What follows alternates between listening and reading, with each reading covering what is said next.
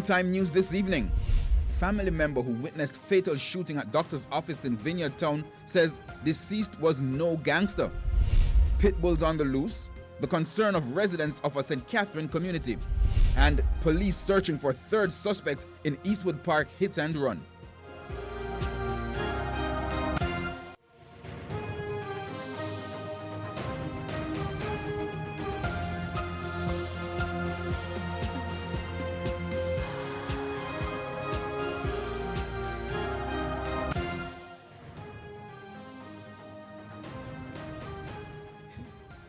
Good evening and welcome to Primetime News, both on air and online at onespotmedia.com. I'm Herman Green. And I'm Janella Precious. Also this evening, the top business stories of the day. And Andrew Lately is here with our preview. Andrew? Janella, it's another big investment for Portmore. I'll tell you just how much is being spent and which industry will benefit the most in the financial week.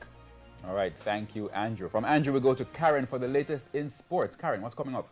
Well, Herman, many goals have been scored from brilliant headers, but there's mounting concern internationally about the health effects of heading in football. We get the views of local stakeholders on this serious issue, and I'll tell you all about it later. There's also sports commentary, E-Prime, and weather in this newscast. But before the break, the feedback question. This evening, we're asking, would you support paternity leave in Jamaica? Give reasons for your answer. You can share comments online, facebook.com/televisionjamaica, and tweet us at televisionjam.